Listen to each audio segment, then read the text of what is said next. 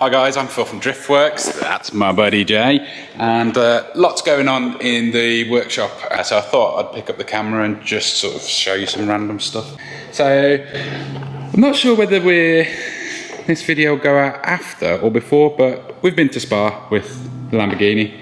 It went down really well, so I'm super chuffed about that. It was really humbling experience taking sort of my just modified Murcielago to somewhere so serious. It's a very serious place full of very serious racing drivers and car builders and all sorts, but yeah, it was fantastic event, absolutely fantastic. So it's a lovely holiday. It was indeed. The weather was very kind to us as well, which is also awesome. So yeah, we're back at, as I say, depending on what video goes out first, we had an issue with the throttle motor on one of the banks on the Lamborghini. Just trying to load it on the trailer to come home. Yeah, we found out there was some weird things to do with the length on this. So this is adjustable in length here. You've also got a lot of adjustments on where you actually mount this part onto this dial here. So this is our old one. Yeah, this is the old one here. Preset now to the same length as the other one. Yep. Which I'm swapping onto a new motor because this one, for some reason or another, locked up and lost a tooth. Yeah, so basically it locked up and we had to force it back off. Yeah, it couldn't reset on the computer. Yeah, so if you look here, just locked up. There's a missing tooth. We're not entirely sure where that tooth went. No, it didn't exactly fall out, but GMV are going to have that back and refurbish it. Again, you can see how compact this thing is. It's absolutely mad, really, that it can do what it does. And this, we've actually bought another one because it's useful for us to have a spare. So we bought a new one. We're going to have this rebuilt by GMV and have it as a spare because the 86 uses one as well. So we'd like to carry a spare because that runs 8 throttle bodies off one of those motors, which is a hell of a lot of force and spring pressure to overcome. But it's worked perfectly for ages. It just makes sense to have a spare. What else is going on? So, before we went to Spa, I filmed a little bit on getting the Lamborghini on the trailer, so I'll show you that first. So we've got to see whether this silly car can fit on my new, very nice Woodford trailer. We might add you've ordered specially for this. Yeah, I did, basically. Yeah. Well, I wanted a trailer that can fit all of my cars on. So yeah, that one's always been the difficult one. Let's see where it works.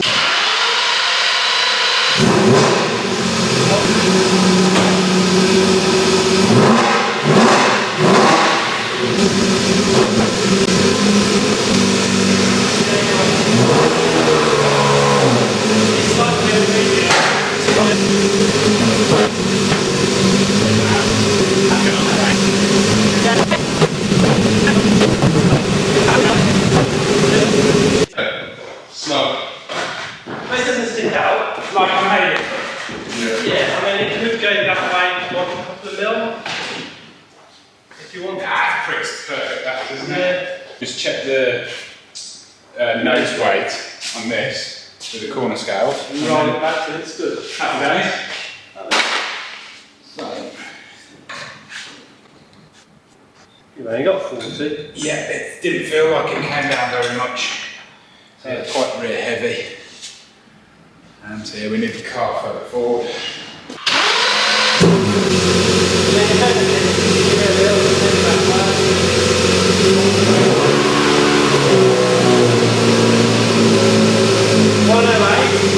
It's back to 109 now, but that's still lots of nose weight. That's good. Okay. Sits on there quite nicely. It's a little bit further forward because it's a mid-engined car, but still plenty of room there.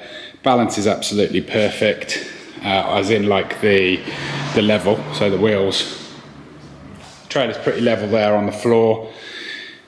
My height here is always simulated on the tow bar on my car. So that's all good. And yeah, we've got 110, 111-ish on the tow ball there.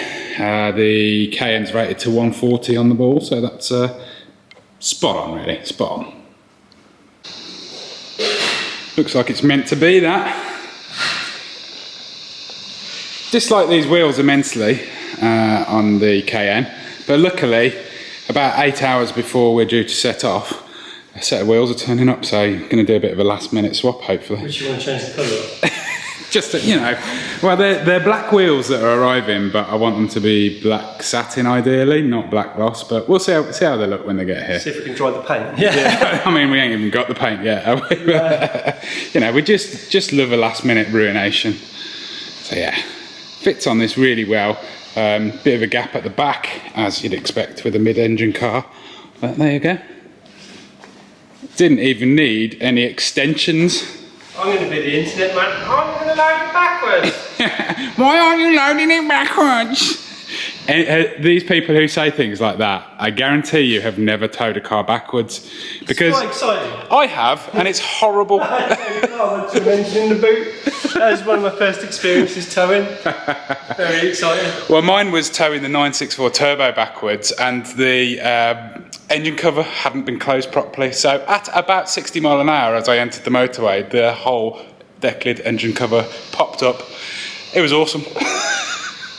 And yeah, you get loads of dirt on your wing mirrors and stuff like that as well. It's really bizarre. It's the least aerodynamic way to tow a car, obviously. But yeah, this, good, happy, let's go.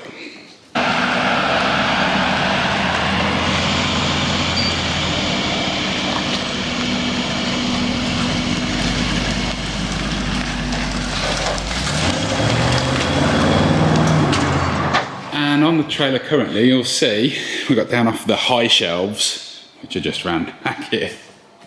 The ones that we never go to. No. Around here.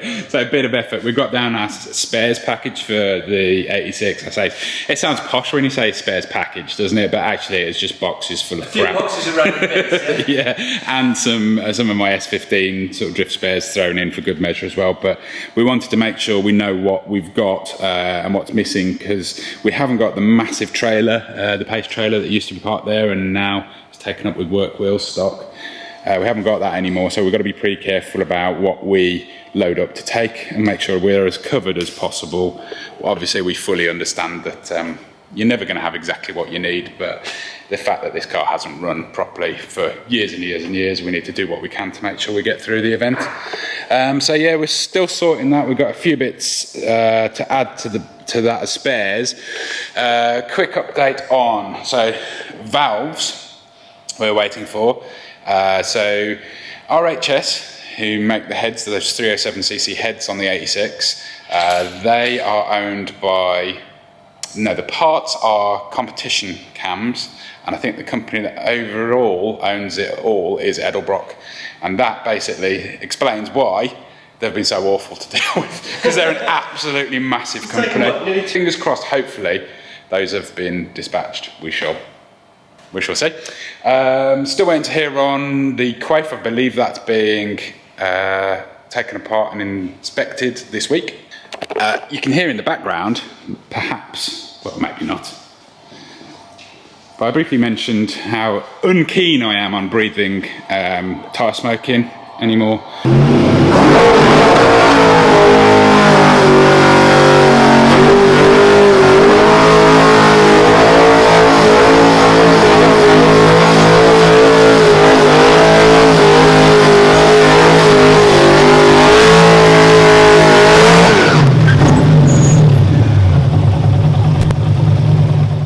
And I've always had this helmet, which is a lovely Jim's Factory, i.e. Jay the painter, design. He painted this for me. Many years ago. Yeah, and no, don't contact him. He hates doing it and will never ever do it again. I've scratched the crap out of this and I daren't even ask him to re-lacquer it. But anyway, this is an air-fed helmet, goes in the top there and sort of pressurizes the helmet a little bit. We've always run it through a filter and just a normal inline fan to feed air into this, but the filtration has never really been adequate. So what I'm using here is, I've had this for ages, it's a welding filter, it's by 3M and it's AdFlow. I'm just testing the battery on it because it is super old, so I've got this running with the same sort of resistance it's going to have there. I have a slightly longer pipe, but I've got this on a test at the moment because I think it's like a 20-year-old battery or something, seeing whether it can actually run for any significant length of time. If it doesn't, then I'm going to have to either run an inverter for the charger or some kind of conversion to 12 volt, we shall see. And also, this is just a particle filter in the normal setup, but I found the reason why I'm keen on using this is because they actually do a very cool clip-in gas filter that goes in first, clips in there, then this filter clips on top of it, and then there's a pre-filter, and then there's a gauze filter. So it's a very fancy thing meant for people doing welding, which is, you know, in some welding, really horrible gases. So hopefully it'll be all right for my tyre smoke. We shall see, eh? So I've got to get a mount for that in the 86 as well. And over here we have Fraser, who is one of our customer service staff here. It's his GC8 Subaru, which is a pretty cool little thing. It's his dad's, who unfortunately passed away last year, and Fraser has been taking on sort of completing it because it was very much not complete. So he's put quite a lot of work into this, and it's great to see it up and running. What else is going on back here? Storage. James is away on holiday at the moment, so his family Volvo thing, whatever it is here. So is his Yaris. He's test driving the Tesla at the moment on the HSDs. We need to up the spring rate on it. It's a little bit soft, especially when you're running at that ride height. So that's what product development's all about. So yeah, we're going to refine that, get a new set of springs on it, retest again before any of that becomes something you'll see in the shop. Oh, we got new wheels on the Cayenne, didn't we, Jay? We did eventually, yeah. Yeah, in the rush before Spa. We had a whole day spare. We decided, oh, well, we've got a day. This is a very one-sided week. It is indeed. But, you know, Jay always hates painting anything, obviously, having done it for a living for quite a long time. It's not exactly his favourite, and it's a big ask, but I did ask him if we could paint the black wheels. I had some custom JR 42s made. For those of you that don't know, JR Wheels, Japan Racing Wheels, we are the biggest distributor in the UK for them. And you can find all the options on the Driftworks shop. Just a little plug there for you. But anyway, I bought a set of custom 22 by 11.5 in a custom offset of my own for the rear, and 22 by 10 for the front, which is Porsche 22-inch sizes for that Cayenne model, but with my own offset tweak to them, obviously, and standard Porsche tyre sizes in Pirelli P0s. But they came in black. That's how they come. They're made as like almost blanks, if you like. They custom drill whatever PCD you want into them, and then they paint the holes that they've drilled in them, so they're already black. Then they drill the holes, then they paint the holes black. So they arrive to us black, and it's a gloss black. But being particular, I wanted them satin. So yeah, we spent a miserable day rubbing them down because we were just re-lacquering them, but that didn't exactly get to plan. We were hoping that it was going to be just scotched them softly and put some satin lacquer on. Didn't work out. We went through the paint quite quickly. Yeah, literally, and then we had to paint them black, then do the satin lacquer. Rush job, always the best way of doing things. Then not scratched and putting the tyres on the next morning. Oh yeah, which was also miserable as well, because the spoke design on it and having to put the tyre pressure sensors in there as well. So the joys of doing things last minute. Obviously we could have still rolled on the original wheels, but you know, it looks, I'm very, very happy with it. I always thought it was properly old man spec, the Cayenne, when I got it, because I bought it used. It's not how I would have spec'd it. So now with those JR wheels on it, I think it looks absolutely superb. I have a Tech Art splitter that's just arrived for it as well, so that's being painted currently, and that'll just hopefully just finish it off. Well, I might have a little idea about lowering it a little bit more. Here we go. In a clever way. Yeah, here we go. Custom arms. It's not far off. Yeah, I bought front and rear lower suspension arms to see whether I can design a billet version to lower where the airbag sits. Never mind, I'll tell you later. So yeah, anyway, if you're interested in more content, because we only put out something a week, I try and do one a week every week of these videos. But the shop channel has some pretty good stuff on it. So it's Driftworks Shop YouTube channel, and we've just put up a fitting video for, we fit some, it's the Royal We again. Jay fitted some KW Club Sport coilovers to Starkey took the credit. To our GR Yaris, and Starkey put his smarmy face on the front of it and took the credit. So yeah, that's There'll be a Tesla fitting video eventually, and there's just loads of other stuff. It's basically an info channel for a lot of stuff that we sell. I think a lot of people don't actually realise how many products we do sell. And a quick update on my 964, which I'm dailying today. I'm not sure if you're allowed to call it dailying when you only occasionally drive it to work daily, because the clutch is so miserable. So yeah, I'm still hoping to find a single plate Sachs clutch for this. It looks like there is an option out there. I'm just trying to work out buying it at the moment. What else have I done? I fitted. So, you know, I did all the research when I had the problems with the front tyres on this that caused the really horrible handling issues. And then I fitted a set of 265 Zestino tyres that are like drift tyres. Fitted them to the front. All the handling issues went away. It was lovely to drive. Well, I thought, okay, it must be just the Super Sport. So I've bought myself some very expensive, nice Michelin Pilot Sport Cup 2s, which I use on a lot of cars with no problem at all. Fitted them to this. Big thumbs down. Drives absolutely terrible again. Absolutely terrible. Drags me all over the road. Follows camber in the road really badly. I bought a front and rear set, so I've got 295 3018 rear Cup 2s. Again, super expensive that I was going to put on. I'm not going to bother now. I'm going to put the Zestinos back on the front of it.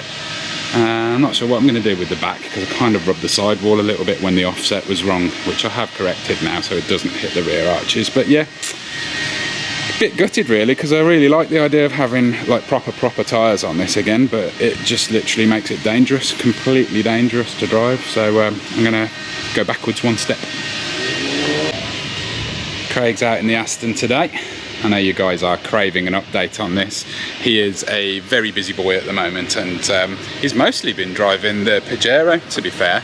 He's been driving that quite a fair bit, enjoying that. So, like we said before, there's always many things that need finishing on these project cars, and he just needs to get his arse in gear basically and get the Aston to the dyno, I think, and see what it actually does.